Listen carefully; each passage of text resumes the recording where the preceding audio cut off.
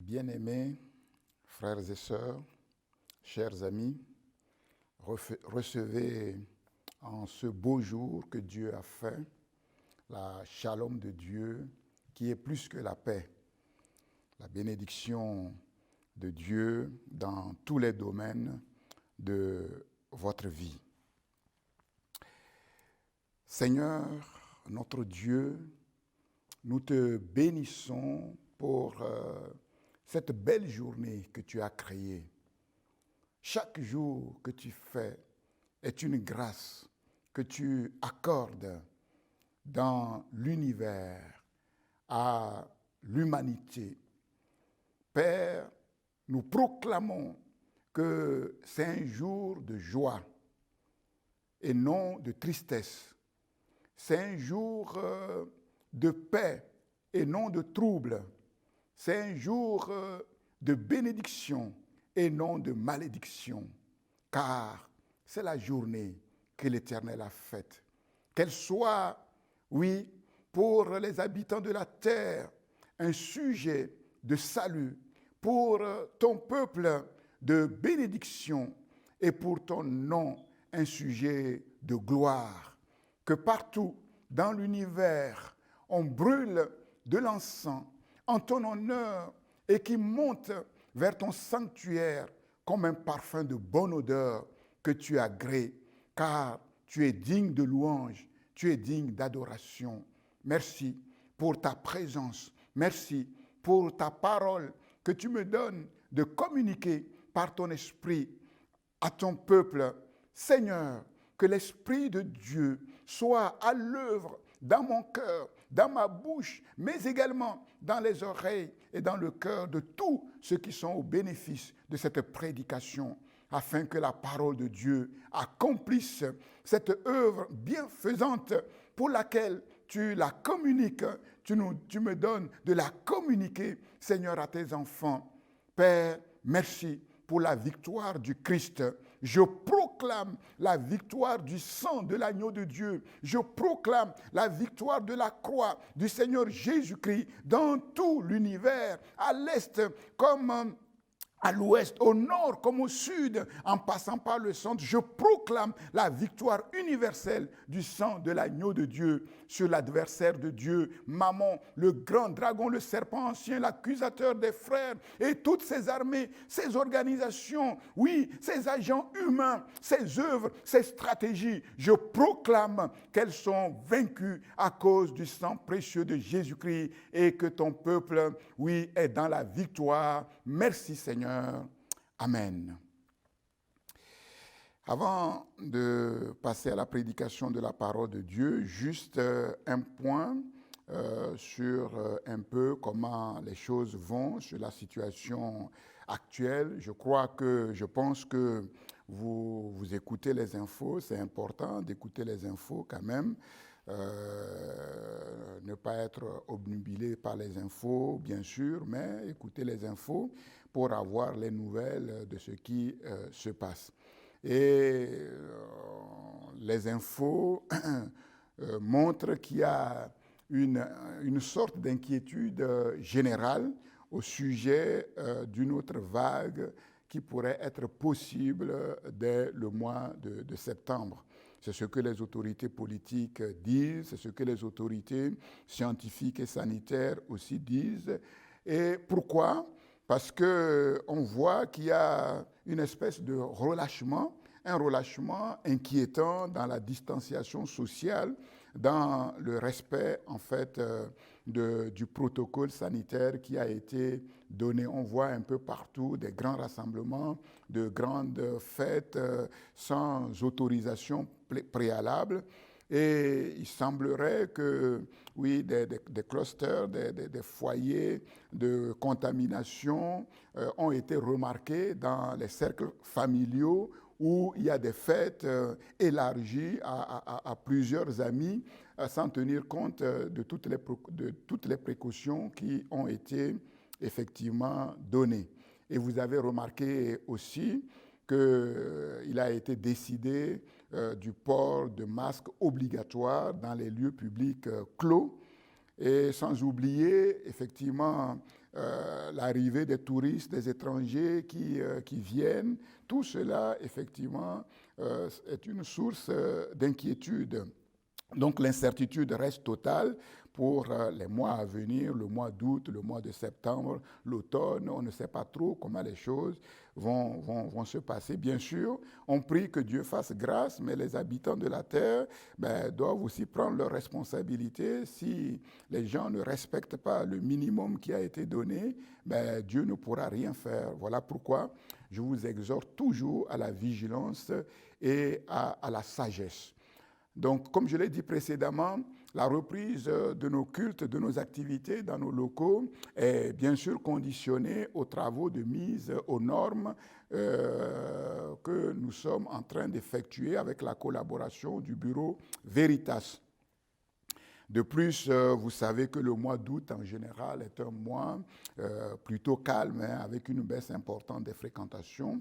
Donc, nous vous tiendrons informés dès que les travaux seront achevés et que le Seigneur nous donnera le feu vert sur la date et le comment reprendre nos activités, nos cultes dans nos locaux. Nous pensons que ce sera probablement dans le courant du mois de septembre, mais c'est Dieu seul qui sait toutes choses à l'avance.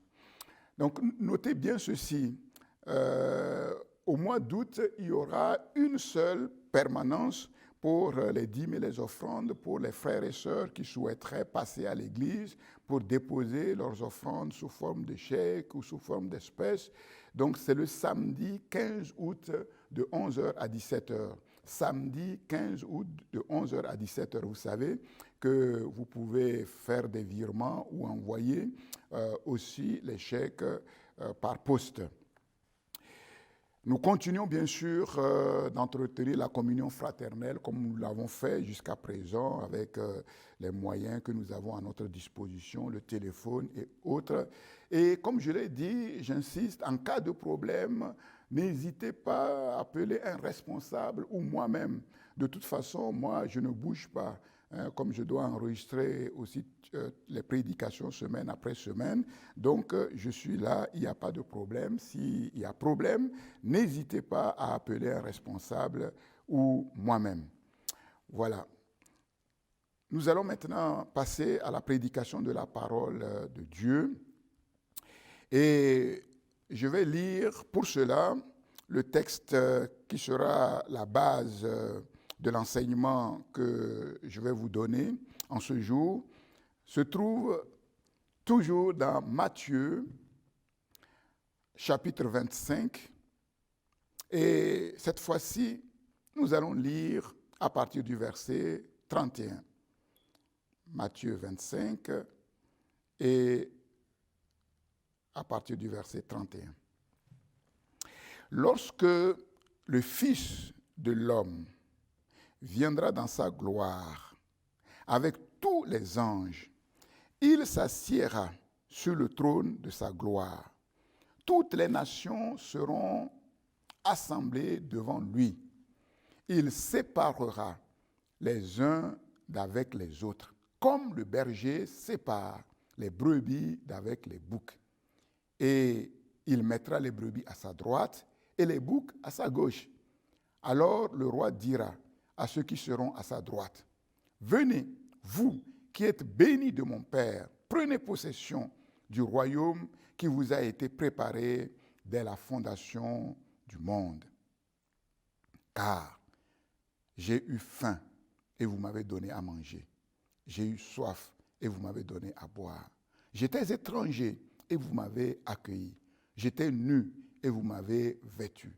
J'étais malade et vous m'avez rendu visite. J'étais en prison et vous êtes venus vers moi. » Les justes lui répondront, « Seigneur, quand avons-nous vu avoir faim et t'avons-nous donné à manger, ou avoir soif et t'avons-nous donné à boire?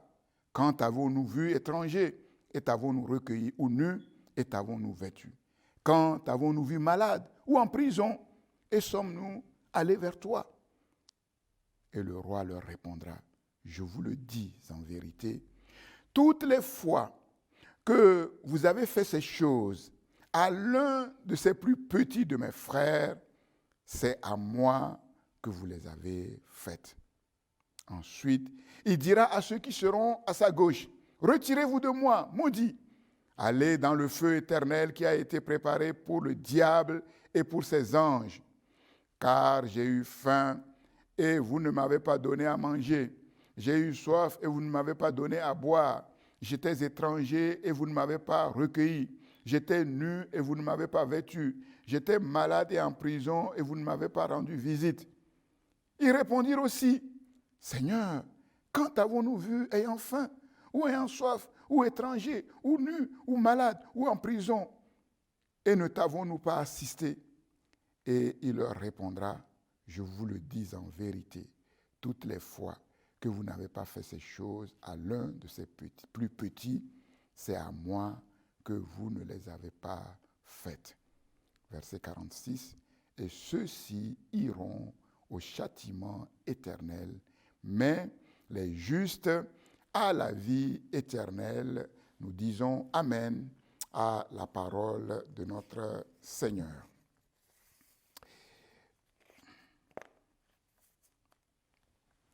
Être prêt pour le retour du Seigneur Jésus-Christ. Comment être prêt? Comment être prêt? Donc nous avançons par rapport aux éléments que Dieu nous donne dans sa parole et qui nous prépare pour le retour du Seigneur Jésus-Christ. Comment être prêt? Donc après la parabole des talents, nous avons vu l'importance de bien comprendre la parole de Dieu. C'est fondamental, c'est la base. Peut-être, Dieu voulant, je reviendrai plus tard là-dessus. Bien comprendre la parole de Dieu, c'est-à-dire bien comprendre ce que Dieu attend de nous.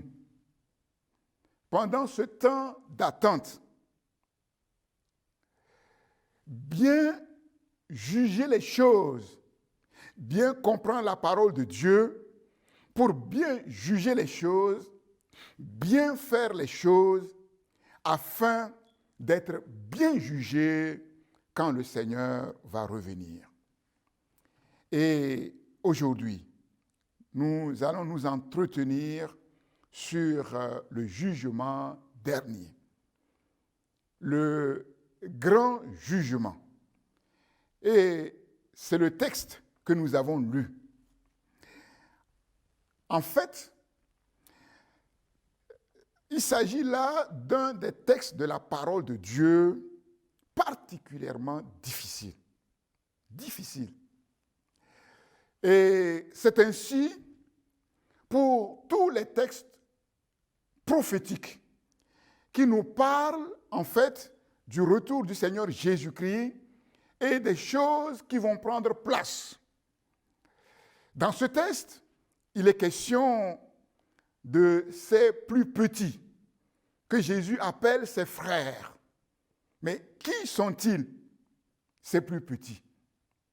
Il s'agit d'un jugement qui sera prononcé devant toutes les nations. Toutes les nations, est-ce que l'Église est concernée?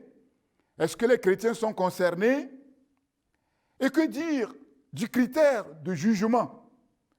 Nous avons vu dans la lecture de ce passage que le jugement va être prononcé sur la base des œuvres de miséricorde qui ont été accomplies. Le moment de ce jugement, quand aura-t-il lieu? Est-ce qu'il va coïncider avec le dernier jugement dont il est question dans Apocalypse 20? Est-ce que ce sera avant? Autant de questions particulièrement ardues, particulièrement difficiles, sur lesquelles les meilleurs interprètes de la parole de Dieu ont du mal à s'accorder. Et nous savons que les choses cachées sont à l'Éternel, notre Dieu. Mais les choses révélées sont à nous et à nos enfants, oui, pour conformer notre vie aux instructions du Seigneur, à la volonté de notre Dieu. Même si ce texte est particulièrement difficile, nous allons voir qu'il y a néanmoins des choses claires qui nous concernent, que nous devons bien comprendre et que nous devons aussi mettre en œuvre afin d'être prêts pour le retour de notre Seigneur. Ce qui caractérise ce texte, ce récit, c'est la surprise générale de ceux qui sont accueillis comme de ceux qui sont rejetés.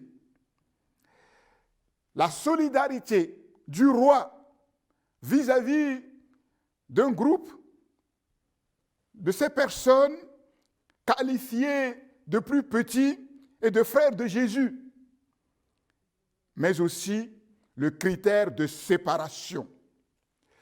Donc là, il s'agit de la grande scène du jugement dernier. Et vous savez que dans la parole de Dieu, et plus particulièrement dans le livre de l'Apocalypse, le jugement de Dieu est un motif de louange à Dieu. Un motif de louange à Dieu, pourquoi?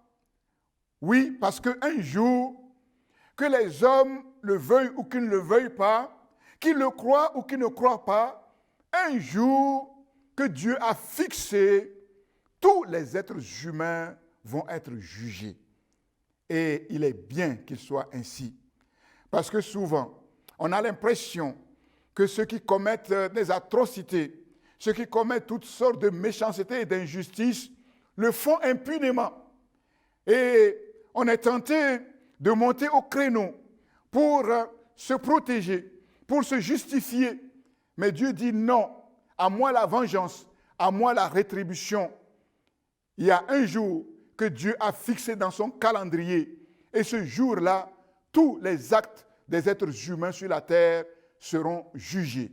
Jugés pour recevoir soit la récompense, le salut, la bénédiction, soit pour recevoir le châtiment. Et en fait, le jugement de Dieu à venir est aussi un motif pour nous à chercher à vivre pacifiquement sur la terre. La Bible dit que ceux qui procurent la paix sur la terre, c'est ceux-là qui sont appelés fils de Dieu. Dieu, c'est comme si Dieu te disait, en ce jour, si ton ennemi a faim, n'entre pas en querelle avec lui, donne-lui à manger. S'il a soif, donne-lui à boire. Oui, il y a un jour qui est fixé où le jugement va être manifesté. Pour le moment, le temps de jugement n'est pas encore arrivé et Dieu fait lever le soleil, fait pleuvoir sur les justes comme sur les injustes, sur les méchants comme sur les bons. Pour autant que cela dépend de toi, sois en paix avec tout le monde. La grande scène du jugement dernier. Le Fils de l'homme viendra dans sa gloire avec tous ses anges. Il s'assiera sur le trône de sa gloire. Le mot gloire est répété 2 fois dans cette courte phrase pour montrer que celui qui est venu comme un agneau sur la terre va revenir, mais d'une autre façon, avec une grande pompe, avec sa cour royale, avec ses anges. Il viendra dans toute sa gloire et il s'assiera sur le trône de sa gloire, de sa magnificence. Le grand juge, c'est le Fils de l'homme. Le Fils de l'homme, devant qui tous les hommes doivent répondre, toutes les nations. Et comme je l'ai dit, selon un seul critère, le critère du jugement, ce sont les œuvres de miséricorde envers ceux que les Écritures appellent ici les frères de Jésus. Comment comprendre ce critère de jugement? Comment le comprendre? En ce jour, Les êtres humains, les nations vont être jugés sur la base de leur attitude vis-à-vis de ces plus petits que la Bible qualifie ici de frères de Jésus. Comment le comprendre? Le salut serait-il fondé sur les bonnes œuvres? Existerait-il un christianisme sans contenu évangélique? Est-ce que sur la terre, il existe des chrétiens anonymes, des chrétiens qui le sont, mais qui ne savent pas qu'ils sont chrétiens? Peut-on être acquitté sur la seule base des bonnes œuvres?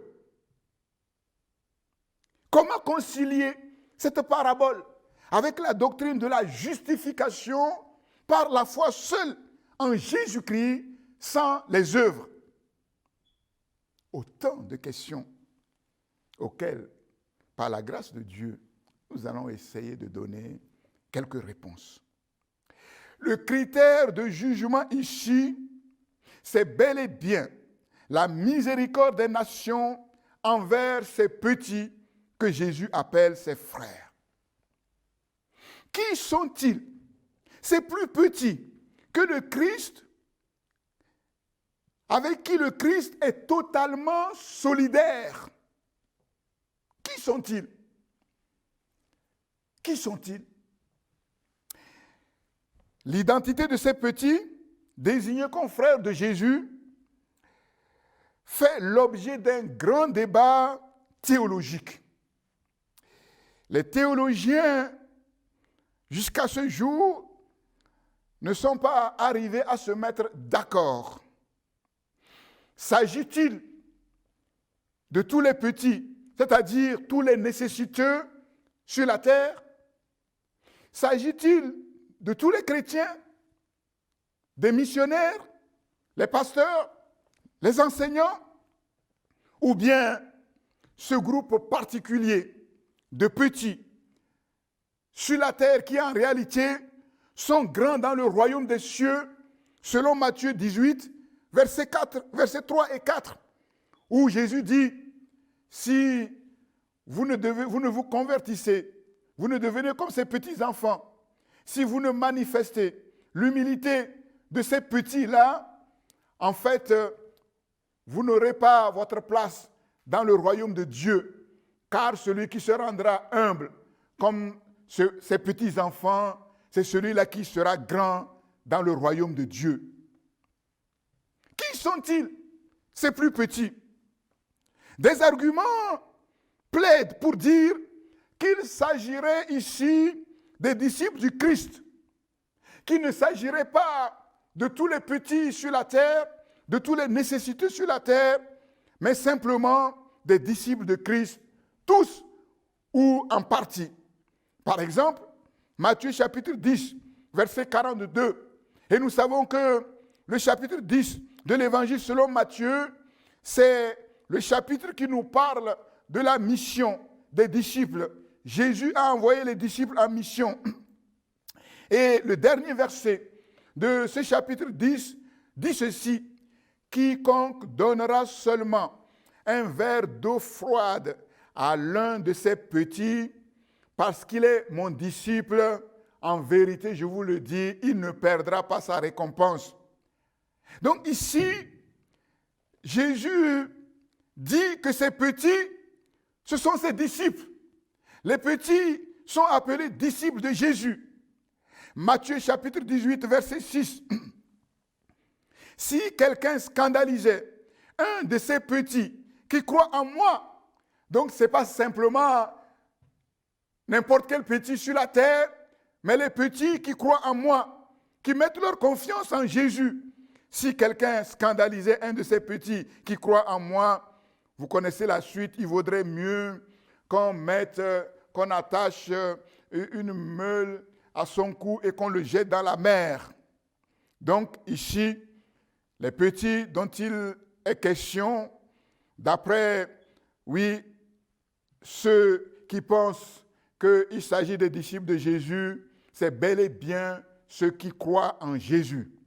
Matthieu chapitre 12, Jésus était en train de parler aux disciples, d'enseigner à ses disciples. Sa mère, ses frères et ses sœurs sont venus.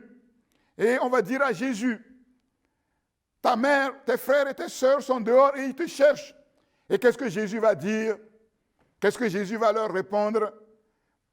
Ma mère, mon frère, ma sœur, c'est celui qui fait la volonté de mon Père qui est dans le ciel. Jésus dit que son frère, c'est celui qui fait la volonté de son Père qui est dans le ciel.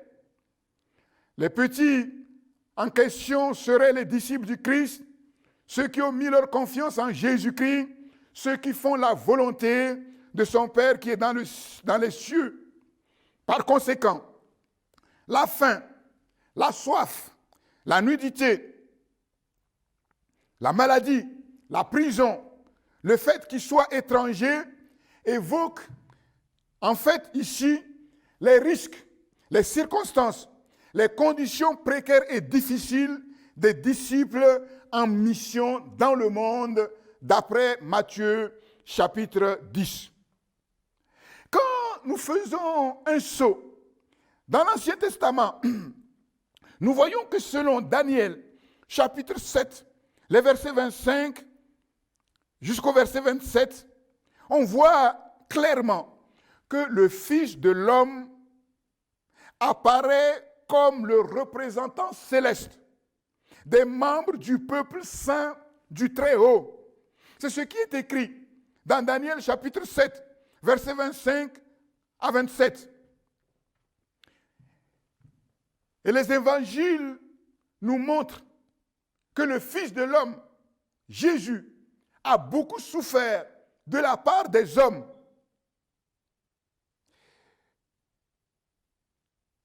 Et après le chapitre 25 de l'évangile de Matthieu, nous allons voir que tout va être mis en œuvre pour que le Fils de l'homme soit crucifié.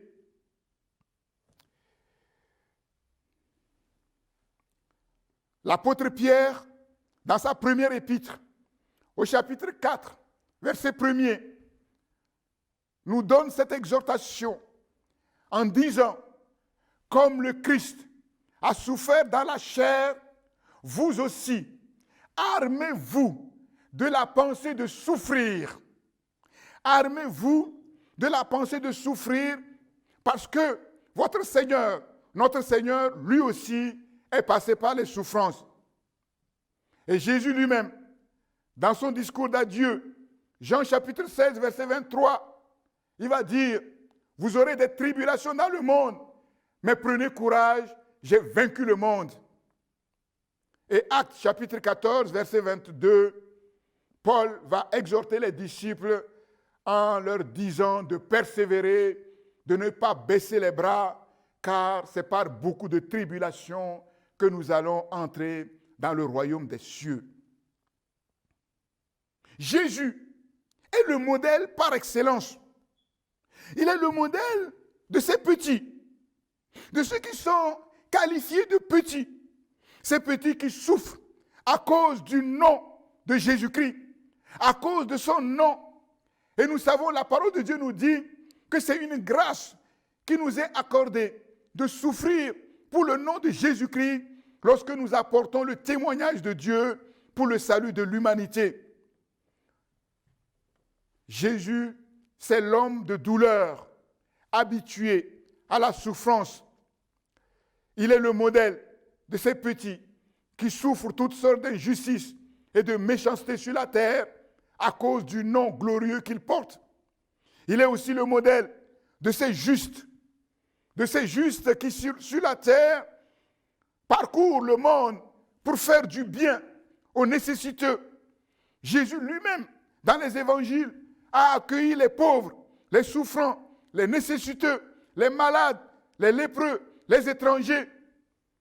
Et nous comprenons pourquoi le Christ ici est solidaire de ce peuple qui a souffert et qui reçoit maintenant le royaume. Identification dans la souffrance du Christ et ensuite identification dans la gloire et le règne de Christ. Si vous souffrez avec moi, vous allez aussi régner avec moi. Et nous comprenons par là que vouloir régner, vouloir le trône sans la souffrance, vouloir être riche pour Dieu sans la croix, c'est interpréter la parole de Dieu à la manière du diable. Le diable a dit à Jésus, tu n'as pas besoin de souffrir, tu n'as pas besoin d'aller à la croix, prosterne-toi devant moi, c'est-à-dire prostitue-toi à moi. Et là, tu verras, je te donnerai toutes les gloires dans le monde et toutes les richesses. Mais bien sûr, nous le savons, Jésus a dit non, parce que la gloire et les richesses du monde n'appartiennent pas au diable, mais appartiennent au Créateur, et ce Créateur, c'est son Père céleste.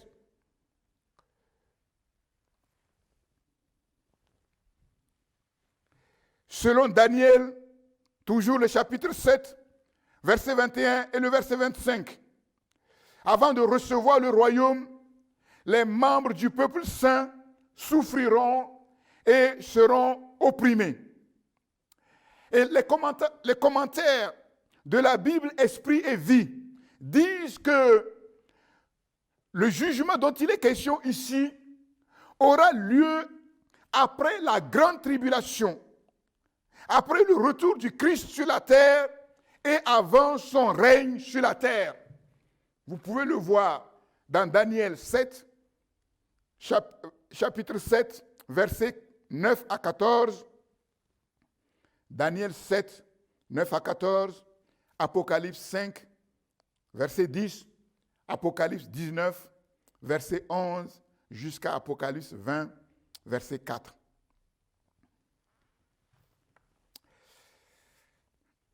Les commentaires de la Bible Esprit et Vie placent ce jugement après la grande tribulation, après le retour du Christ sur la terre et avant son règne. Cependant, le texte ici ne permet pas de trancher nettement. En fait, le texte entretient un flou, mais un flou volontaire. Pourquoi? Nous allons le voir. Le texte entretient un flou.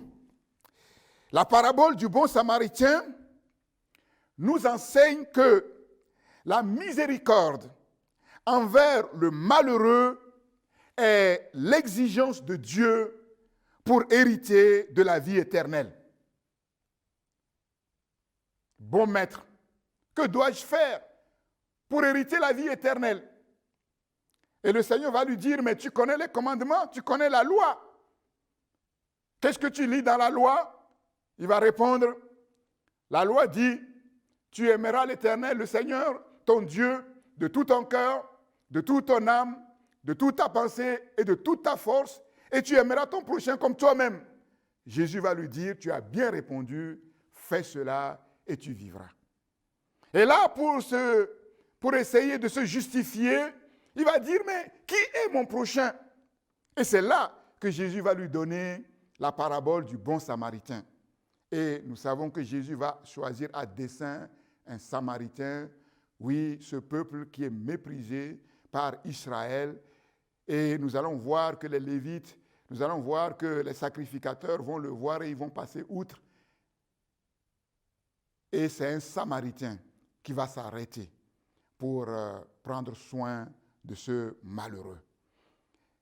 Et Jésus va lui dire, mais qui a été le prochain de ce malheureux? Et il va répondre, il ne va pas répondre le samaritain, il va répondre, c'est celui qui a exercé la miséricorde. Et Jésus va lui dire, va et toi, fais de même. Donc, nous voyons que la miséricorde envers le nécessiteux, le malheureux, est l'exigence pour hériter de la vie éternelle. Et la parabole du bon samaritain nous enseigne que notre prochain, c'est tout malheureux, tout nécessiteux. Jésus va dire, toutes les fois où vous avez fait ou vous n'avez pas fait assez plus petit, c'est à moi-même que vous l'avez fait. Et donc l'expression à moi-même indique clairement le motif, la motivation des œuvres que Jésus accepte. Et l'expression à moi-même nous indique clairement le critère de jugement. L'homme ne peut rien faire directement à Dieu. Dieu n'a besoin de personne. Dieu se suffit absolument. Avant de créer les hommes sur la terre, Dieu vivait confortablement. L'homme ne peut rien faire directement pour Dieu, mais tout ce qu'il fait à son prochain, en obéissant au commandement d'amour, c'est à Dieu qu'il le fait. Et Dieu le met à son crédit. Nous comprenons donc que le flou de ce texte, la difficulté à savoir exactement qui sont ces petits-là, nous enseigne sur l'exigence pour tous d'aimer Dieu et d'aimer notre prochain, quel qu'il soit. L'important ici, ce n'est pas de savoir qui sont réellement exactement ces petits, mais plutôt de savoir qui nous sommes nous-mêmes, de quel côté nous sommes. Est-ce que nous sommes du côté de ceux qui sont qualifiés ici de plus petits, qui sont les frères de Jésus? Est-ce que nous sommes qualifiés de justes ou nous sommes du côté de ceux qui sont rejetés, de ceux qui sont maudits? Frères de Jésus, ceux qui sont qualifiés de justes, et nous avons vu le juste comme le frère de Jésus, c'est celui-là qui fait la volonté de Dieu.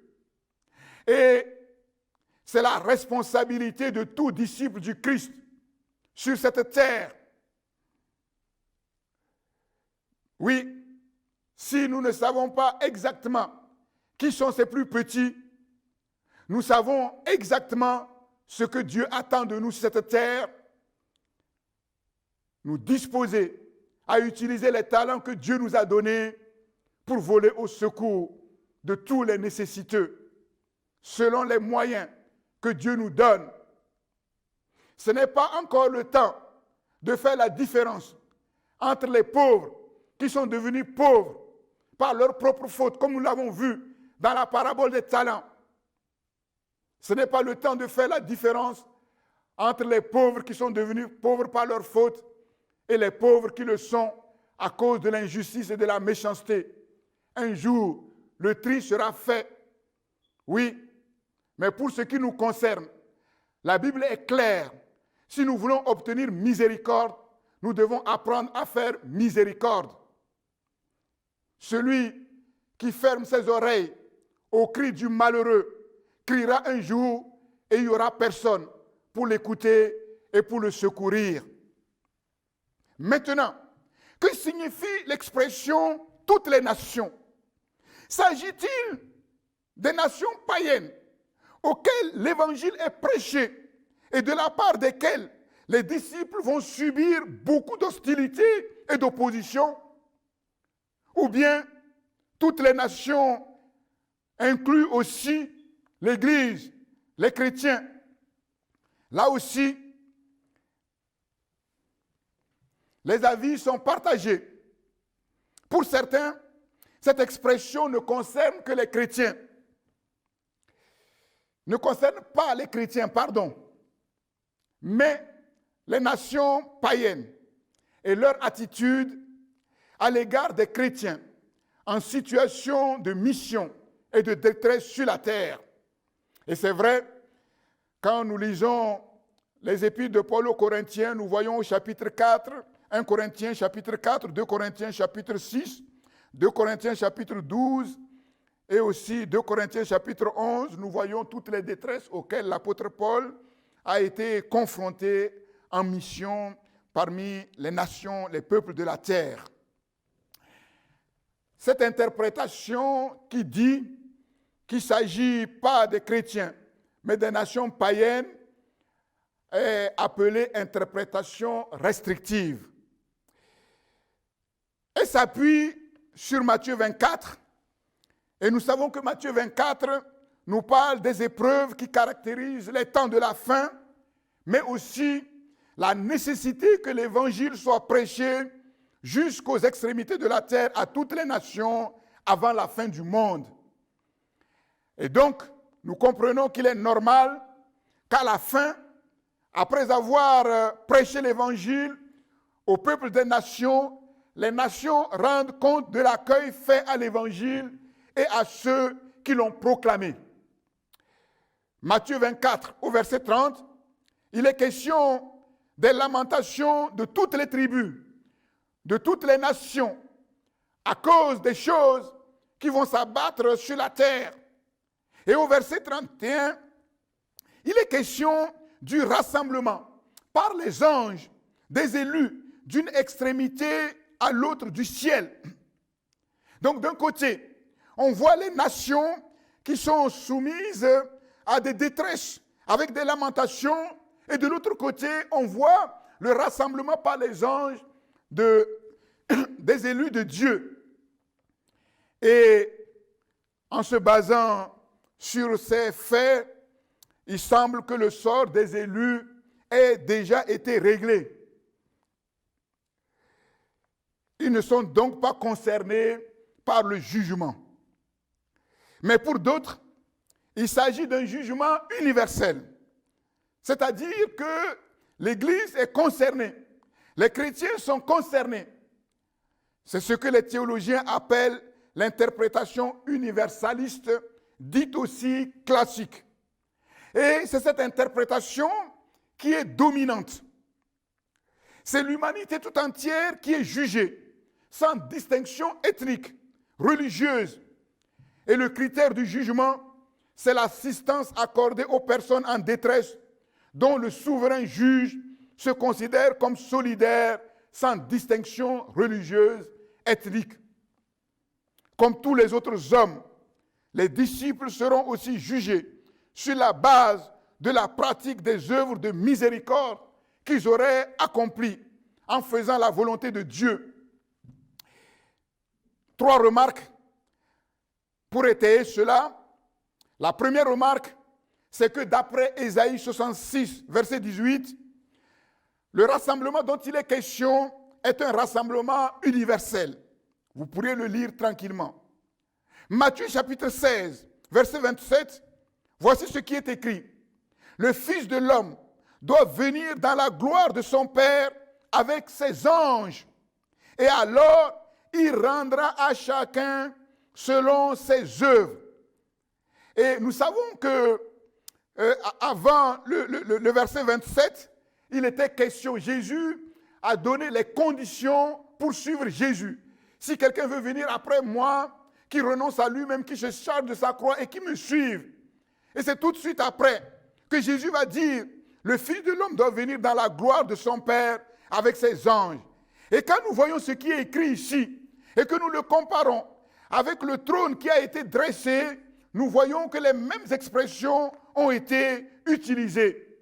Le Fils de l'homme viendra dans la gloire de son Père avec ses anges. Et alors, il rendra à chacun selon ses œuvres. C'est-à-dire que c'est à ce moment qu'aura lieu le jugement. Et donc, les disciples sont concernés par ce jugement.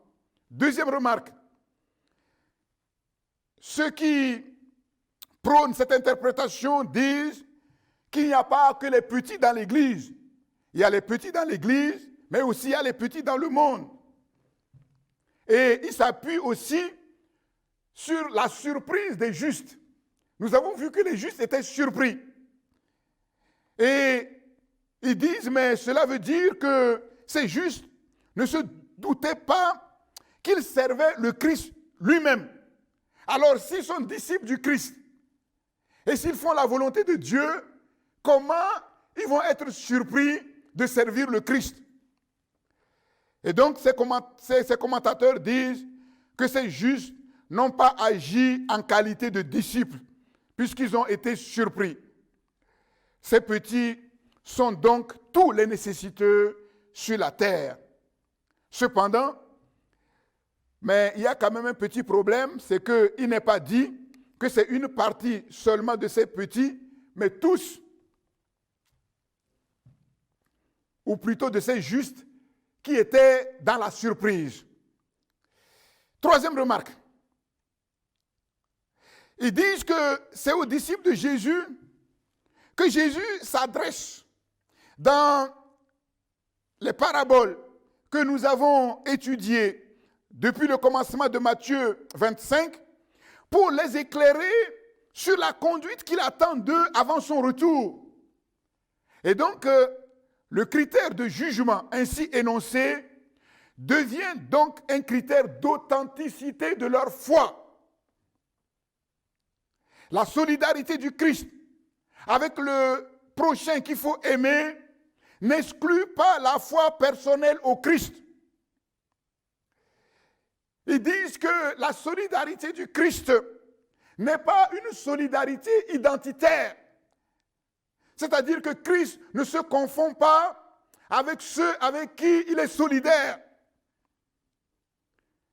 Parce que cette solidarité n'exclut pas la foi personnelle au Christ. Qu'est-ce que ça veut dire?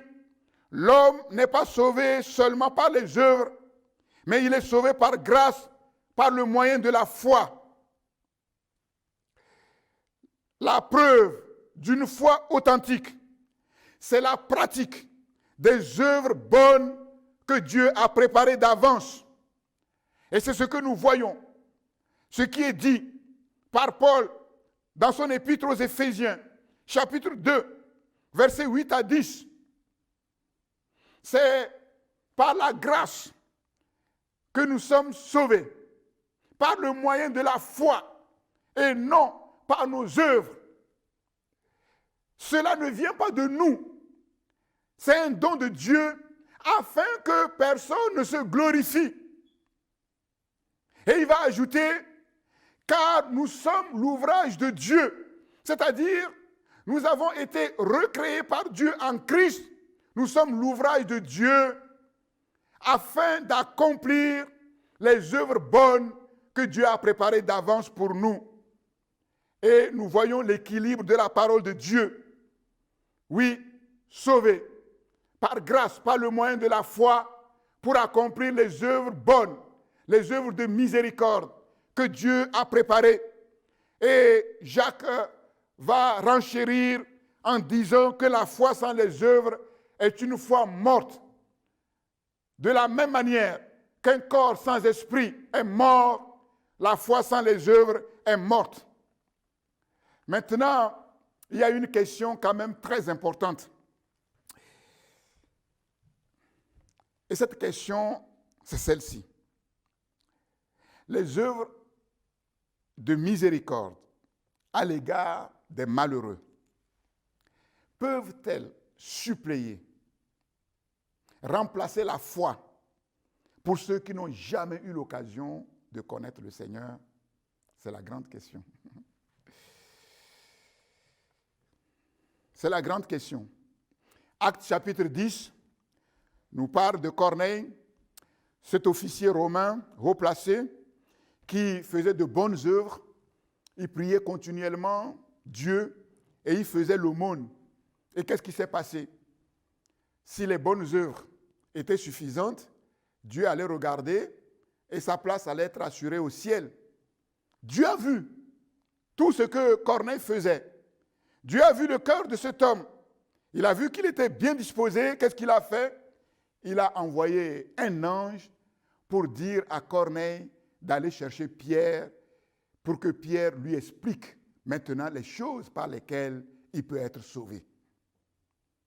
Et nous savons aussi que Paul dit dans 1 Corinthiens chapitre 13 que nous avons beau donner tous nos biens pour la nourriture des pauvres.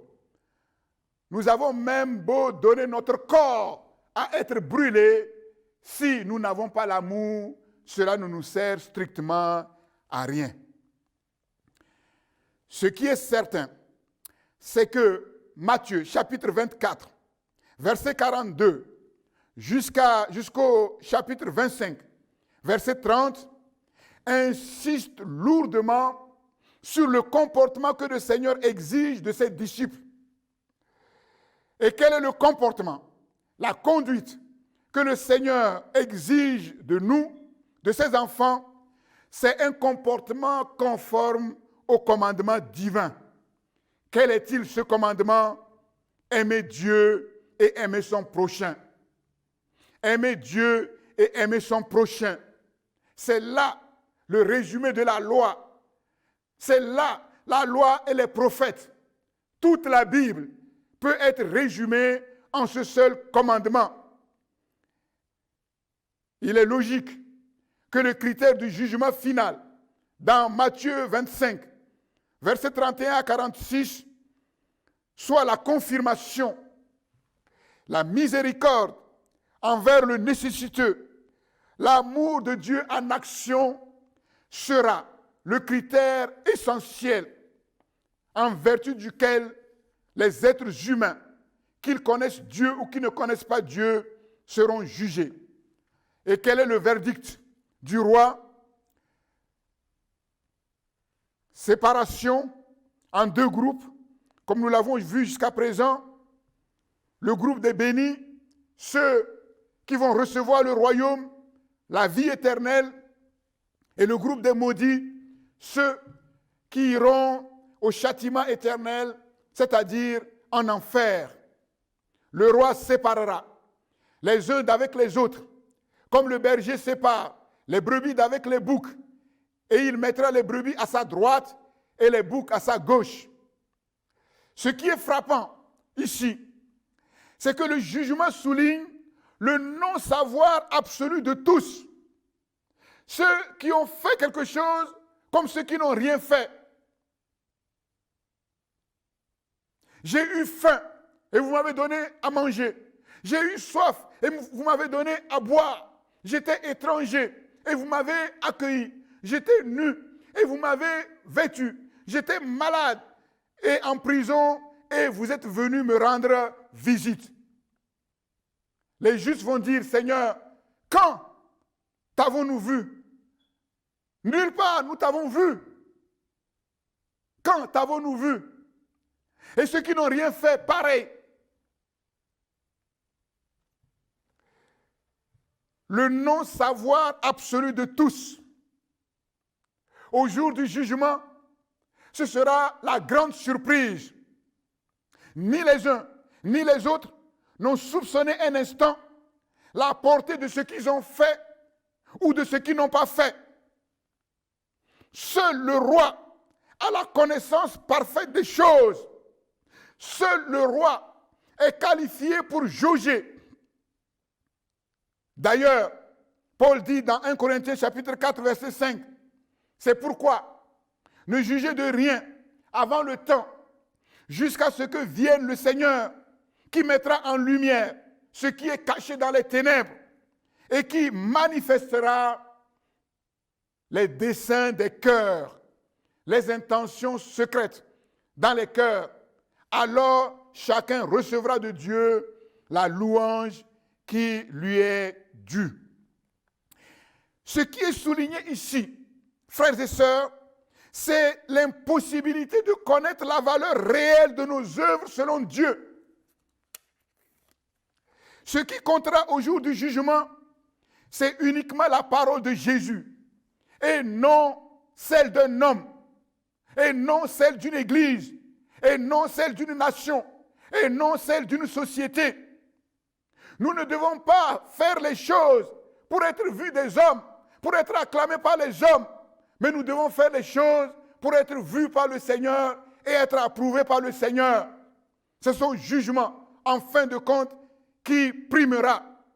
Le regard de Jésus sur les œuvres des hommes, sur le service que les êtres humains rendent à Dieu, bouleverse complètement les normes et les critères généralement admis dans le monde. Et nous le savons, l'homme, l'être humain, juge selon les apparences, selon ce qu'il voit, selon le faire. Mais Dieu, lui, oui, il juge selon le faire, mais surtout selon le cœur, selon l'être, selon ce qui est caché, secret. Ce n'est pas seulement les œuvres ici qui sont évaluées, mais c'est les intentions secrètes des cœurs, les motivations. Et nous voyons que le roi va opérer la séparation. D'un côté, les brebis, et de l'autre côté, les boucs. Et nous savons qu'en Afrique, par exemple, les boucs et les brebis sont difficiles à distinguer au premier coup d'œil. La question ici, qui est brebis et qui est bouc? C'est une grande question. C'est ce jour-là que les choses seront révélées. Ce qui est sûr, c'est qu'il y aura une grande surprise. Surprise totale. Surprise générale. Et c'est ici un enseignement pour ceux qui se disent enfants de Dieu et qui rapidement ont dans leur bouche ces paroles. Moi, je crois à mon Dieu. Moi, j'aime mon Dieu. Moi, je sers mon Dieu. Oui, tout ça, ça n'a absolument aucune espèce d'importance. Ce qui comptera ce jour-là, c'est que nous entendons Dieu dire, celui-là, il croit à moi, il a cru à moi. Celui-là, il m'a servi. Celui-là, il m'a aimé. Tout ce que nous pouvons dire, même crier avec force, n'a absolument aucune importance. Et c'est très important, bien-aimés. Les brebis, ce sont les justes. Leurs œuvres, ils ont secouru les nécessiteux. Et ces œuvres montrent l'authenticité de leur foi, la preuve concrète de leur amour pour Dieu. Et nous savons que les brebis sur la terre ont une plus grande valeur marchande que les boucs. Et ce qui caractérise les brebis, c'est leur douceur, la paix, l'innocence. Et cela nous parle du caractère du Christ, celui qui a dit « Je suis doux et humble de cœur ». Cela nous parle de la mentalité du royaume. Et nous savons que la mentalité du royaume, c'est rechercher la paix par-dessus toute chose. Oui, les vrais disciples, les justes, c'est ceux qui manifestent le caractère du Christ sur la terre, la mentalité du royaume sur la terre. Parce que c'est leur nature, parce qu'ils sont nés de Dieu, parce qu'ils ont reçu la nature du Christ et qu'ils ont appris à la faire grandir en eux. Ils ne manifestent pas le caractère de Christ simplement à l'église quand ils viennent aux réunions. Ils ne manifestent pas le caractère de Christ au dehors simplement, mais ils le manifestent aussi à la maison. On voit parfois des chrétiens à l'église, ils sont gentils, ils sont doux, mais dans leur maison, ils maltraitent leurs femmes, ils maltraitent leurs maris, ils parlent mal à leurs enfants, ils répondent mal à leurs parents. Brebis à l'église et bouc à la maison, en fait, ça veut dire bouc. C'est des boucs qui prennent l'apparence à l'église et au dehors des brebis. Mais au jour du jugement, ça ne marchera pas.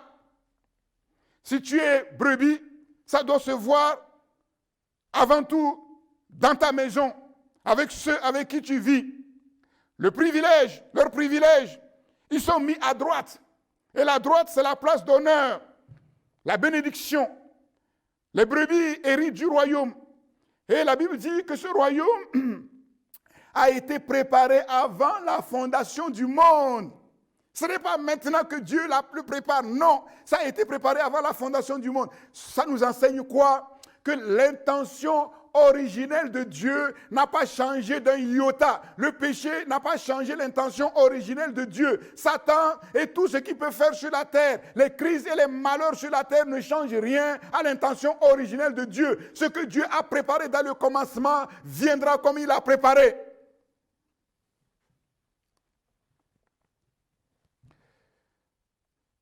leur destinée, le royaume.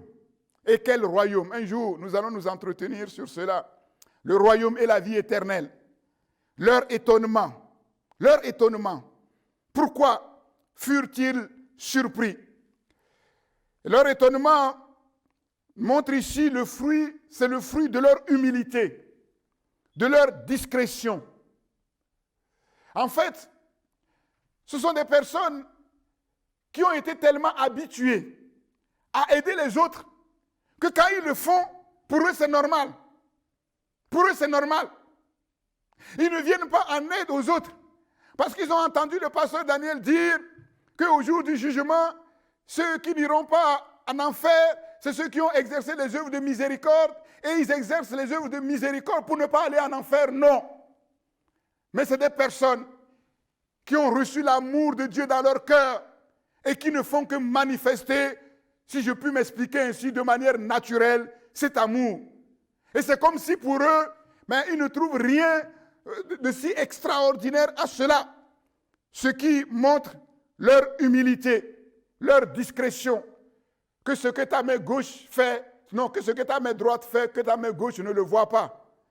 Ne pas faire les choses pour être vu et être honoré des hommes, mais pour être vu et être approuvé de Dieu.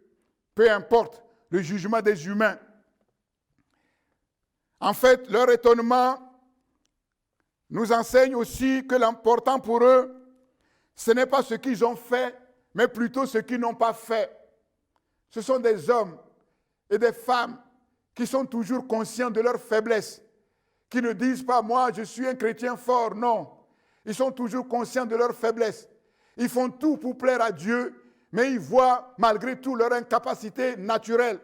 Et au lieu de se focaliser sur ce qu'ils font pour dire « oui, moi je fais quelque chose », ils préfèrent regarder ce qu'ils ne font pas leur faute pour toujours réclamer la grâce de Dieu sur leur vie.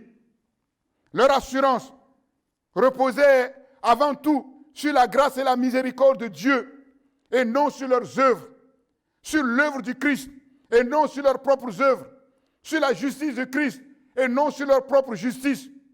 Et nous voyons que la grâce de Dieu n'a pas été vaine dans leur vie, bien au contraire, elle a été efficace et ils ont été des instruments pour relever, pour secourir, pour restaurer la dignité de ceux-là qui ont été rejetés.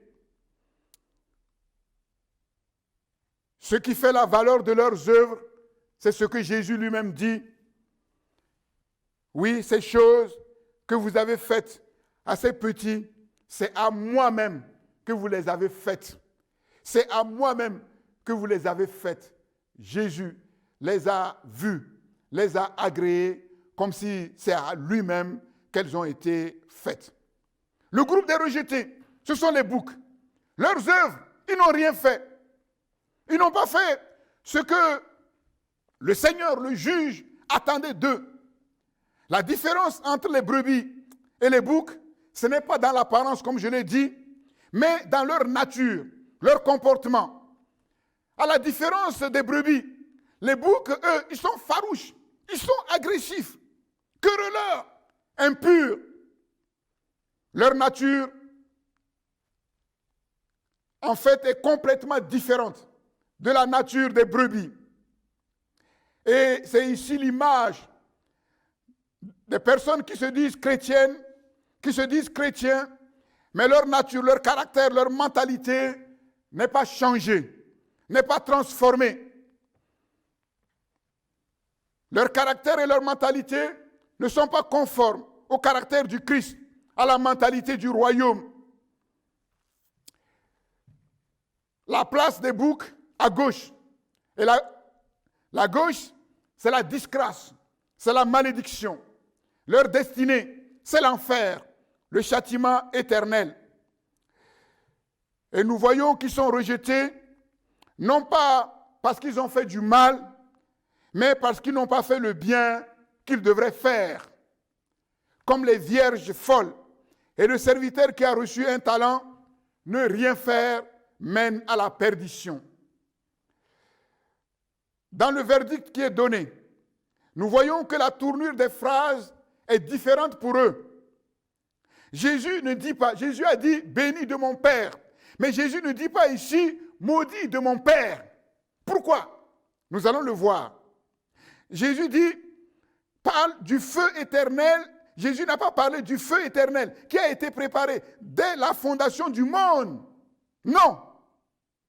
Jésus a parlé du royaume qui a été préparé dès la fondation du monde, mais ici il n'a pas dit aller dans le feu éternel qui est préparé dès la fondation du monde. Pourquoi? Parce que dans l'intention originelle de Dieu, quand il fondait la terre, dans son intention, il n'y avait pas l'enfer. Et nous savons que c'est le diable qui a été l'auteur, la source de ce qui va être l'enfer sur la terre.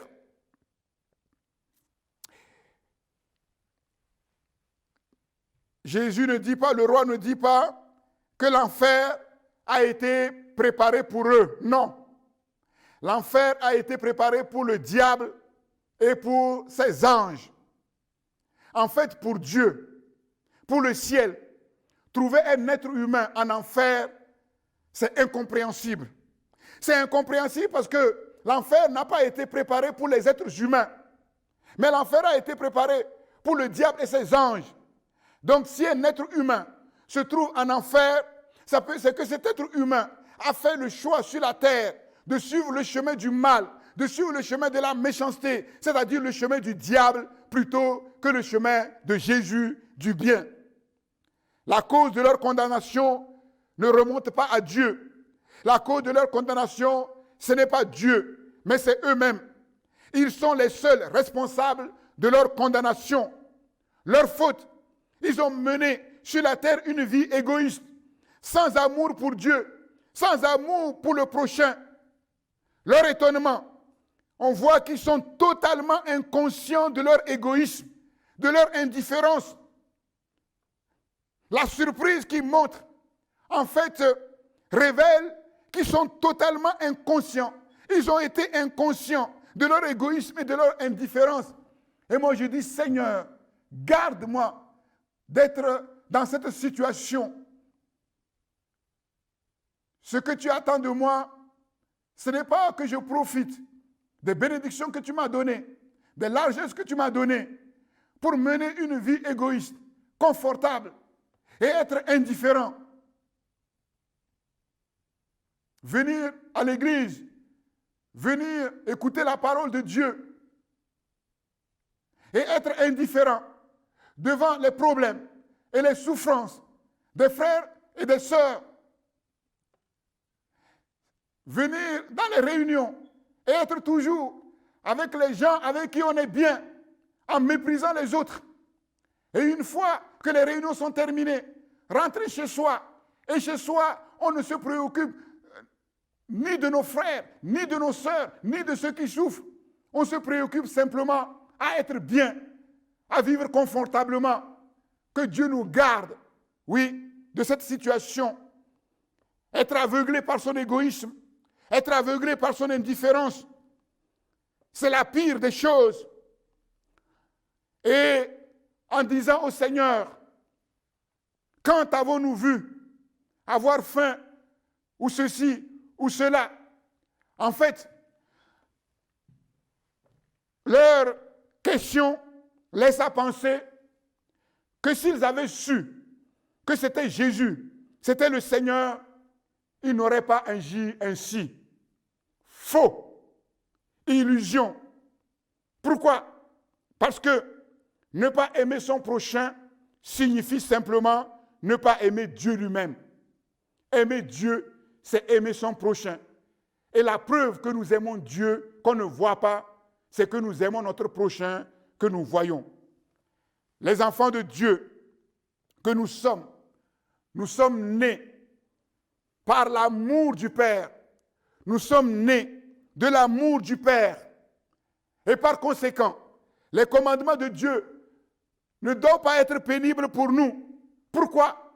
Nés par amour, nés de l'amour, l'amour de Dieu a été répandu dans nos cœurs par le Saint-Esprit. C'est la grâce que nous avons reçue de Dieu.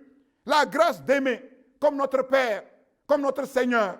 La grâce d'imiter notre Père et notre Seigneur dans leur bonté, dans leur miséricorde, dans leur amour.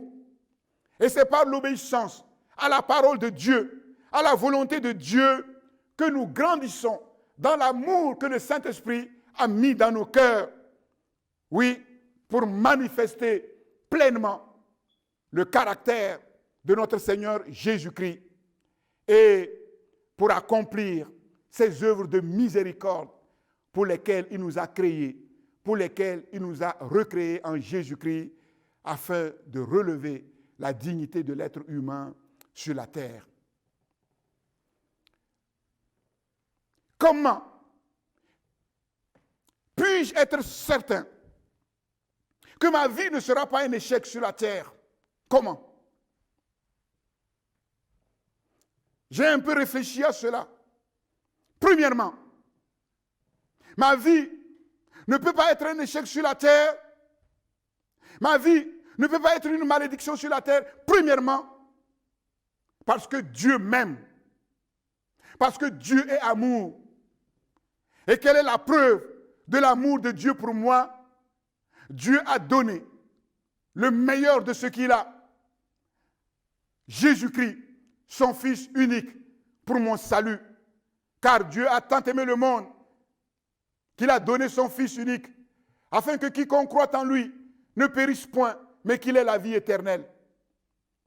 Comment puis-je être sûr que ma vie ne peut pas être un échec sur la terre? Deuxièmement, parce que Jésus-Christ, le Fils éternel du Dieu vivant, celui en qui le Père a mis toute son affection même, et la preuve de son amour pour moi, il a fait pour moi ce qu'aucun être humain ne peut faire pour moi. Il s'est sacrifié à la croix. Il a pris mon péché à la croix de Golgotha. Et qu'est-ce qu'il m'a donné? L'abondance de sa grâce, le don de sa justice au travers du Saint-Esprit qu'il m'a donné. Troisièmement, parce que le Saint-Esprit qui m'a été donné, qui est sur moi, qui est avec moi, qui est à moi-même, s'il ne m'aime pas, il ne peut pas être avec moi. Si quelqu'un ne t'aime pas, il ne peut pas être tous les jours avec toi. Le Saint-Esprit m'aime. Et c'est le Saint-Esprit qui forme en moi le caractère de Jésus, qui met en moi le fruit de l'Esprit. C'est le Saint-Esprit qui me qualifie pour accomplir les œuvres de miséricorde que Dieu a préparées pour moi. Quatrièmement, je suis en possession de la chose la plus précieuse qui soit sur la terre, la parole de Dieu. Et la parole de Dieu n'est pas un livre fermé pour moi. Dieu a renouvelé mon intelligence pour comprendre ce qui est écrit dans cette parole. Et dans cette parole se trouve tout ce dont j'ai besoin pour ma piété et pour ma vie. Sa divine puissance nous a donné tout ce qui contribue à notre vie, à notre piété, au moyen de toutes ces promesses merveilleuses qui sont dans la parole de Dieu.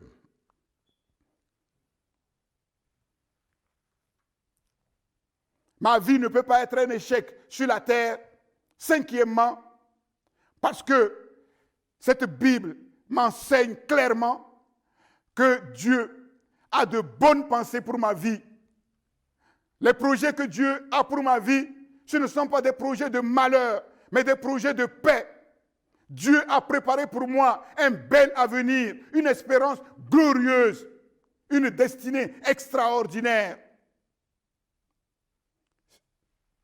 Sixièmement, ma vie ne peut pas être un échec sur la terre simplement parce que, ayant reçu la grâce de Dieu de comprendre ces choses, j'ai vraiment compris tous les privilèges qui sont les miens, non seulement de connaître Dieu, mais d'être appelé enfant de Dieu, d'être appelé serviteur de Dieu. Et je suis pleinement conscient de ce privilège. Parce que l'offre que Dieu me donne, cette offre-là, je ne peux la trouver nulle part ailleurs. Le monde ne peut pas me faire une telle offre. Oui, le diable ne peut pas me faire une telle offre. Et j'ai compris que c'est le meilleur que Dieu me donne. Et le meilleur que Dieu me donne, c'est son amour. Et pleinement conscient, j'ai décidé, oui, de vouloir aimer ce Dieu de tout mon cœur, de toute mon âme, de toute ma force et de toute ma pensée. C'est-à-dire, par sa grâce, donner à Dieu le meilleur de ce qu'il a mis en moi pour vivre dans le meilleur de Dieu et faire la différence. Et enfin, septièmement, Ma vie ne peut pas être un échec sur cette terre simplement parce que Dieu est Dieu. Dieu est Dieu. Ce que sa bouche déclare, sa main l'accomplit. Ce qu'il promet, il a aussi le pouvoir de l'accomplir. Sans que personne ni rien ne lui dise que fais-tu. Le diable ne peut pas l'empêcher de mettre en œuvre son plan. Il est Dieu. C'est lui qui donne la vie aux morts, qui appelle les choses qui ne sont point comme si elles étaient. Et je lui fais totalement confiance. Une confiance aveugle, comme un petit enfant blotti dans les bras de sa maman, faisant entièrement confiance à sa maman, dépendant totalement de sa maman. Je veux faire entièrement confiance en Dieu, même si parfois je traverse des zones de turbulence, même si parfois je traverse des crises comme celle-là que nous vivons, que le monde connaît, même si parfois je traverse des déserts, même si parfois je traverse la tempête, des épreuves, je lui fais entièrement confiance. Ce que sa bouche a déclaré, sa main l'accomplira.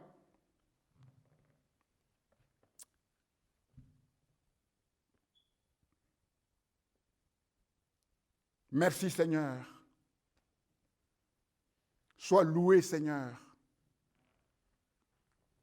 Sois glorifié Seigneur.